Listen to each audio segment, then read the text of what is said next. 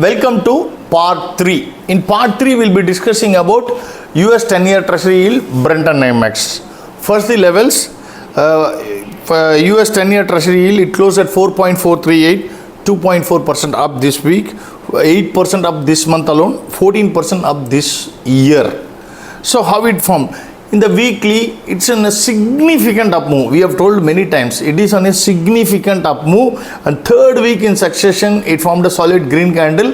And not only that, the bands are moving up, the exponential moving averages are moving up, the price is nicely moving up, riding along the Bollinger upper band in the weekly chart, not even in the daily chart. That means, that tells that there is a strong up move in US 10-year Treasury yield, which is again reflected in the monthly chart.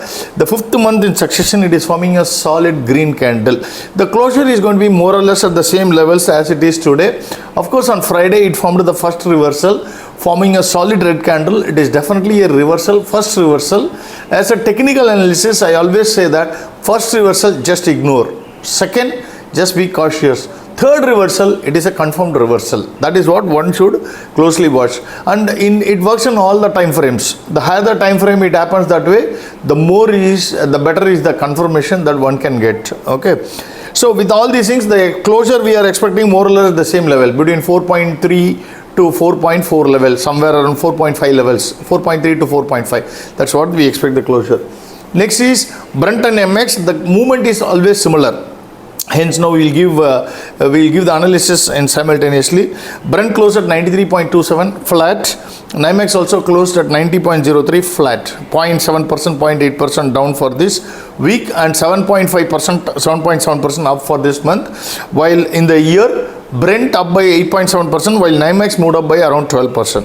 So in the weekly chart, it formed a red candle, a kind of a pullback candle. It is, though it is a reversal in the Bollinger upper band, with it formed a spinning top, bearish harami, whatever you want to call, with a long upper wick.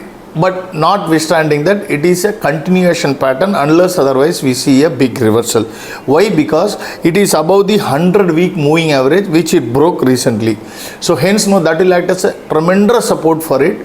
Hence, we have to be very careful if somebody would like to go short here. Okay, it applies for both Brent and Nymex. In the monthly chart, it formed a solid red candle just above the Bollinger upper band. Hence, the upper band will act, Bollinger middle band. Sorry, my apologies. Monthly chart, Bollinger middle band.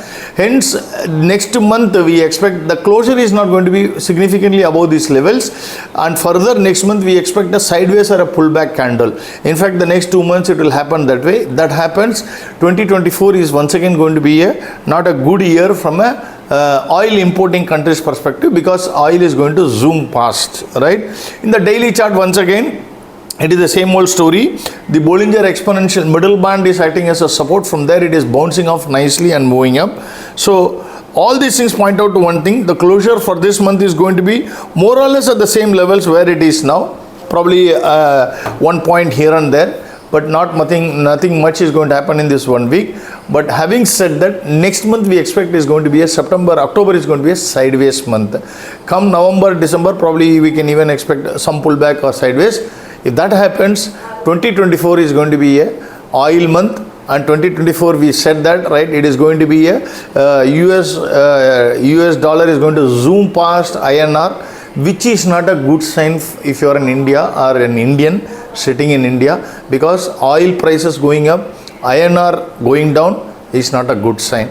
Anyway, we are here to give technical analysis. That is for politicians and others and Reserve Bank to manage how they want to manage, but we are giving technical views. Thank you very much.